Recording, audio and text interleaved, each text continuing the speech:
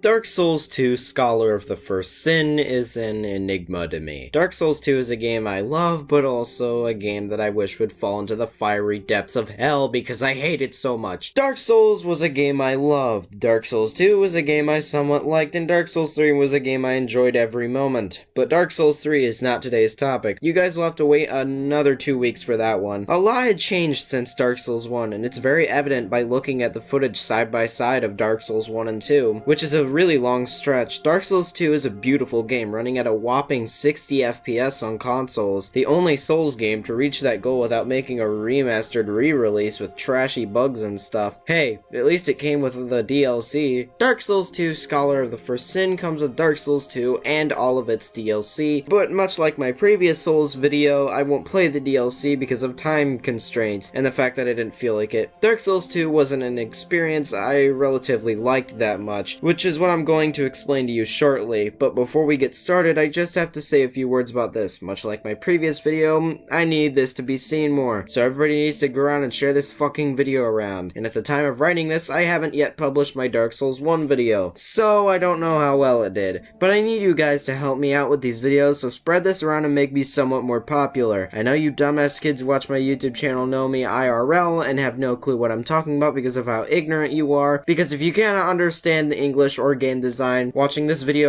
requires at least a decent IQ, and I don't recommend watching if you're one of those kids that play Minecraft or Fortnite and have no sense of being able to understand criticism, because this video is purely my opinion. So no Dark Souls 2 fanboys should be in here complaining that I don't get the design of the game. I played the game, I took notes, and I think I have a pretty clear understanding about how this game works. So anyways, it's time to retrospect Dark Souls 2 Scholar of the First Sin.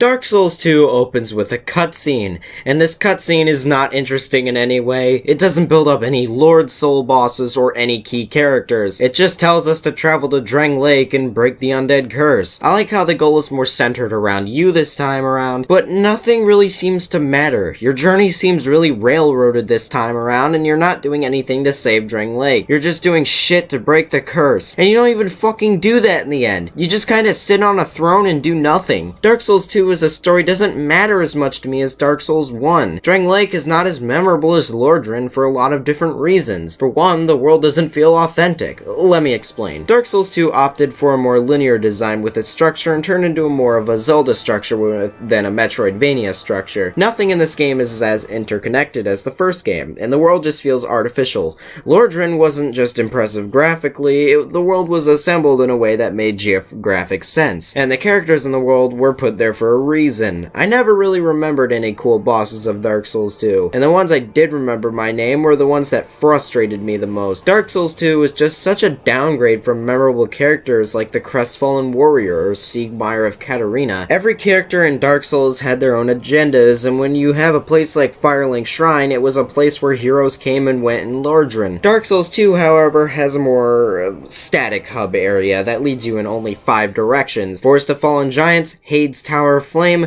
Huntsman's Copse, and the Shaded Woods, and the Gutter. There may be more directions to go from the hub, unlike Dark Souls 1, which had only 3, but here everything is disconnected, unlike the first game where everything sort of looped back around on itself and you always had to traverse the world at your own pace. Dark Souls 2 gives you the choice where to go at the start with the Forest of Fallen Giants or Hades Tower of Flame, but again, none of these areas loop back on each other. Yeah, you can travel through the Lost Bastille and get to No Man's Wharf and back to Hades Tower of Flame, but you have to sit through several fucking loading screens to do so. Drang Lake feels more artificial, and you can tell this is a video game, which breaks my immersion. Dark Souls 1 felt more realistic with its grounded world structure you could traverse without bonfire warping. Hell yeah, speaking of bonfire warping, you are given that option right at the start of the fucking game, which makes the world feel even more disconnected. But I'm glad at least I don't have to travel through the area to get to Majula. But that that isn't a compliment. The whole point of giving you bonfire warping late game in Dark Souls 1 was so the interconnected world had more time to shine. Nothing else is also more immersion breaking than having to travel back to the hub and talk to the Emerald Herald to level up. In Dark Souls 1 you could level up at any bonfire, but now you have to go to the stupid hub area to trade souls for a level up. This is such an awful design philosophy and makes me question what the fuck the developers were thinking. Dark Souls 2 changes so many things that didn't even need to be changed. For example, the Estus flask system. In Dark Souls 1, if you were human, you could kindle your bonfire for more health potions. But in Dark Souls 2, you get these stupid healing crystals that I somewhat like, but only use if I want to save Estus. You're given one fucking Estus flask and have to find these damn shards to give you more Estus. In Dark Souls 1, you could start with 5 Estus and kindle up to 10, but after you killed Pinwheel, you could get the Rite of Kindling,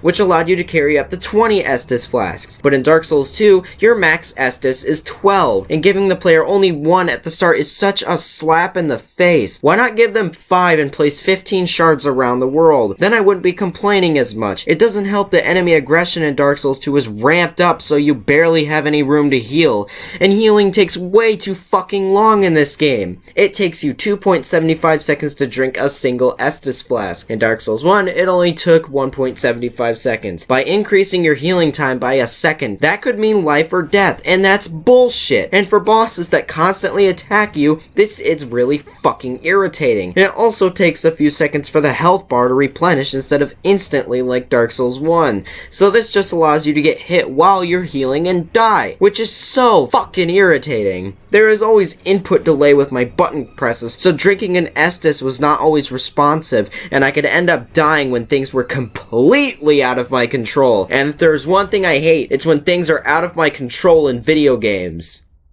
The difficulty of Dark Souls 1 wasn't the focus, it was creating an authentic world to immerse you, and the challenge was part of that. But Dark Souls 2 is just bullshit hard, often placing a shitload of enemies in a single room. Hade's Tower of Flame is the most egregious example of this, placing a fuck ton of really strong enemies in your wake with a tedious bonfire run to the next fucking boss fight. These Hide Knights are extremely frustrating to fight due to their speed, and the fact that multiple swarm you at once. Dark Souls 2 increased falling damage, so now a short distance can absolutely rape your health bar. Things can curse you faster in this game, poison faster, and just do everything so fucking quickly. Dark Souls 2 has bosses that have a lot of bullshit hitboxes. Oh yeah, there are some bullshit moments with hitboxes, where things shouldn't have hit me, but did anyways. This game is fucking exhausting. Yeah, there were some bullshit hitboxes in Dark Souls 1 as well, but they were never this absurd. Swords that I swing that I should have hit my enemy, sometimes just didn't fucking hit them, and that left me yelling at my TV in frustration. Dark Souls 2 really pissed me off, like Bed of Chaos levels of bullshit.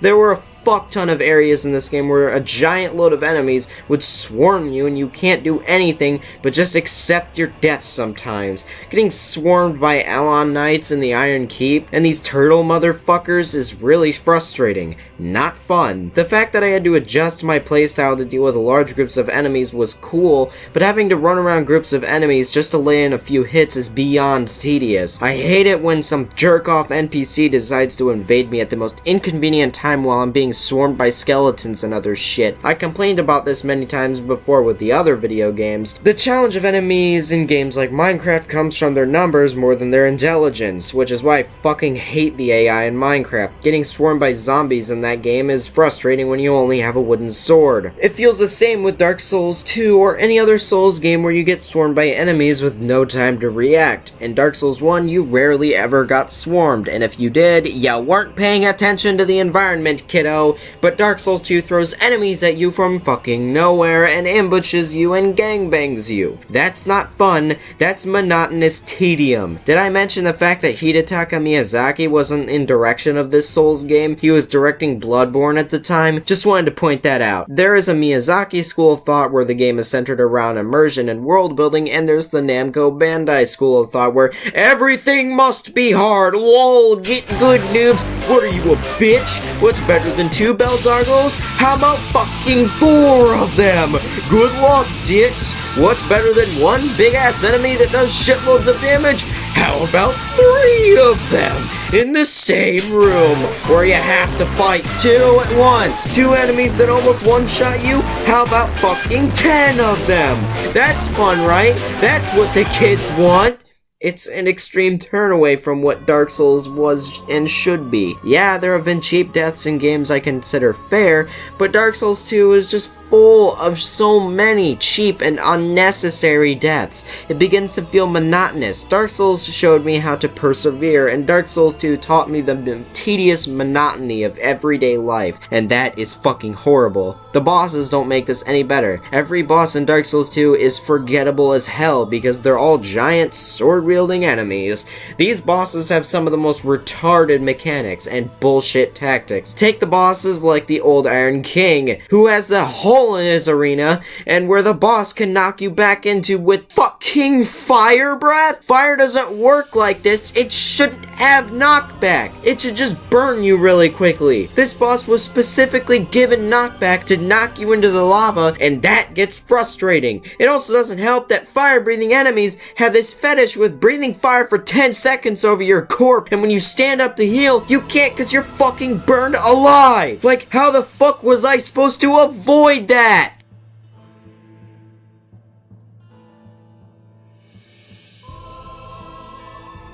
There are a few cool bosses in this game. The final boss, Nishandra, is pretty cool, despite her difficulty, which is really pathetic. But even if these bosses may not be memorable, it's like a different experience each time you fight them. They may be big dudes with swords, but some of the most enjoyable fights in Soulsborne are guys with big swords. And most of these bosses are fucking terrible! There are a few good ones, but most of them are in the DLC and have terrible run-ups to their bosses. So this isn't that great. My favorite boss in base DS2 is the old Dragon Slayer. Dark Souls 2 had Ornstein and Smo as a gank boss, but I never really got to fight Ornstein one-on-one. He may be really easy since I faced him late game, but he is a fantastic boss, and in a fight I fucking adore. He plays like Ornstein and looks like him, but I don't care. To me, it feels like an entirely new boss, for some that might consider lazy. The dragon boss before the Ancient Dragon area was something that reminded me of a Ridley battle for Metroid Other M, and hey, I'm not complaining about that. This boss may be annoying at times, but it's so fun to bring him down and destroy his ass. But bosses like the Rotten can get fucked in the ass! He may be pretty easy, but fuck, the run through the gutter, or if you have a Fragrant Branch of Yore,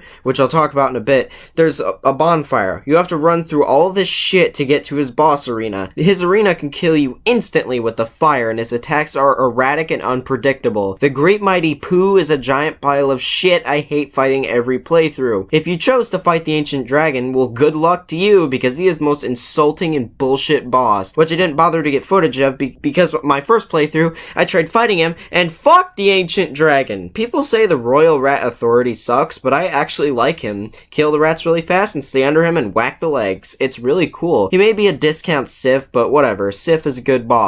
But fucking hell, when there are 2 Dragon Slayer bosses in the game. This is like the triple Asylum Demon fights in Dark Souls 1, but let's get into the gameplay. Since the 40 or some bosses in Dark Souls 2 are pretty forgettable, gameplay was really mixed up in Dark Souls 2, but the controls in this game felt clunky. Let me explain. In Dark Souls 2, one of the first things I noticed was the movement. I noticed I can only move in 8 fucking directions with a 360 joystick where 16 directions could have been programmed. But in this game, making jumps across obstacles is insanely frustrating. There's also a lot more platforming in this game that isn't a fucking platformer. I said my piece in Dark Souls 1 about why the Bed of Chaos sucks because of its platforming mechanics. Dark Souls 2 has too much fucking input delay. I already touched on this with the Estus system, but dodging, changing to two-hand weapons, and even blocking with his shield. This game is just fucking horrible with its controls. I never blamed the control on my deaths in Dark Souls 1. Everything was responsive, and I never wrestled with the controls to understand things. Dark Souls 2, on the other hand, causes aneurysms for me when something doesn't fucking respond to my actions. Dark Souls 2 is full of this fuckery and makes the game seem unpolished. The controls in a Souls game should be balanced and in the player's favor, not the game's favor, which is what turns people off of Dark Souls 2 when a new Souls player picks up DS2 and is like, "What the fuck is this?" However, Dark Souls 2 does bring a lot more to the mix. In case you didn't see the last video, Dark Souls 2 plays a lot like Dark Souls 1. Instead, this time around, there is omnidirectional rolling, Yeah! I'm honestly not surprised when this was an inclusion. It works for one, and two, it makes combat a lot more fast and fluid. Shields are no longer used as much, and the game forces you to rely on your evasive skills rather than your poise. I like this inclusion. It makes the game a lot more hectic during bosses, knowing that you can roll through their attacks so you can get behind them and lay a few hits. The Pursuer is a prime example of this. Rolling to the right of his attacks constantly and then hitting him is really satisfying. Rolling away from enemies is generally not wise in this game. However, rolling into them is more ideal. For bosses that require tons of movement is really enjoyable. While the feel of the game is a bit off, the things feel really light in Dark Souls 2. Nothing has weight to it. It feels like when I'm attacking enemies, it feels like I'm cutting through butter and not in a satisfying way. Even enemies with armor, I feel like I'm slicing through them, and their armor should be tough. In Dark Souls, for one, you could tell if you're cutting metal or flesh based on the sounds. If you were cutting armor of an enemy, sparks would fly and shit. But if you cut flesh, blood would fly. Here, it feels like your weapons are no-clipping through enemies, and that feels really unsatisfying. While combat may be fluid and faster than Dark Souls 1, it still feels relatively weighty. Your character's movements require wind-up to start. Jumping this time is a lot more involved. Everything isn't that good in this game when it comes to the gameplay. It feels like butter. Also doesn't help, but there's one crippling flaw. This stat. This one right here. ADP, otherwise known as adaptability. This stat determines your invincibility frames. Your invincibility frames, or iframes, determines your ability to dodge, not the speed at which you dodge. What I mean by this is the stat increases your iframes. This stat is completely and utterly broken, because you can have full equipment load and be fat rolling and have the same fucking amount of iframes. In the first Souls game, it depended your iframes that you couldn't change unless you lower your equip load or increase it. You had the least amount of iframes when you fat roll in DS1, because the slower you move, the more likely it is to get hit. But here in Dark Souls 2, everything is the fucking same. It doesn't matter your rolling speed, because it doesn't matter, which is a stupid fucking design choice. And I like this whole thing because it makes the game easier. The game that's designed around difficulty this time around just happens to be the easiest game in the series. Everything just seems to be fucking itself over and over again. The people who love Dark Souls 2 seem to forget the unbalanced properties of the game. This game is unfair, stupidly easy at times, bosses that suck, and a story that makes no sense whatsoever.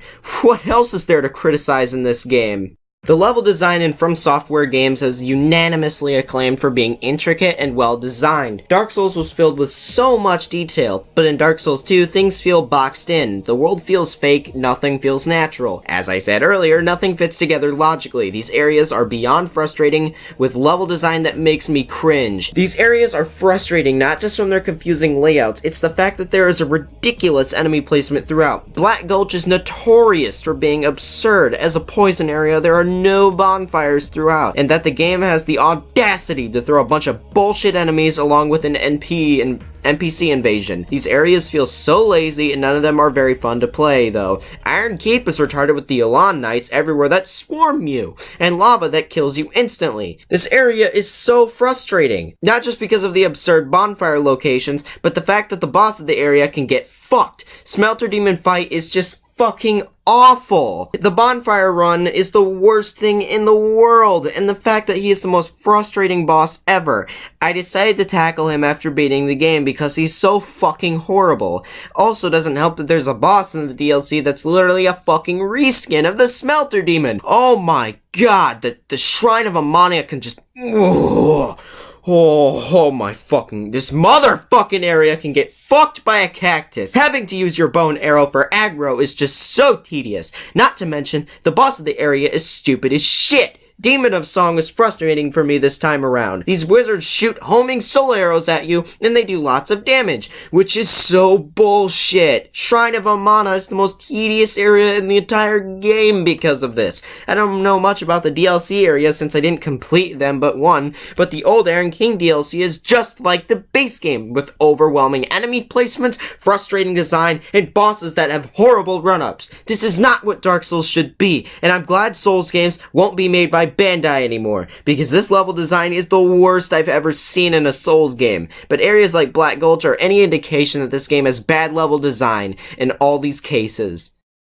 Dark Souls 2 is not the worst game I've played, but despite this game's heavy flaws, I enjoyed Dark Souls 2. It's not my favorite Souls experience to date, but it was a good game nonetheless. Dark Souls 2 just isn't that great with its level design or its gameplay in general, but the game is still fun, and I still have some DLC left over to play. But before I can do that, I still have some unfinished business with the third and final Dark Souls game, Dark Souls 3. Hey everybody, Skeptical Rowan here, and I just want to say thank you so much for watching the video. Make sure you like it or dislike it, and in the comments tell me why you liked the video or why you disliked it, I don't know. Make sure you subscribe, if you haven't already subscribed. If you are already subscribed, make sure you click the bell notification so you get notified every time I post a new video. So thank you so much for watching, guys. I'll see you next time when I review Dark Souls 3, the Fire Fades edition. Thank you so much for watching. Peace out.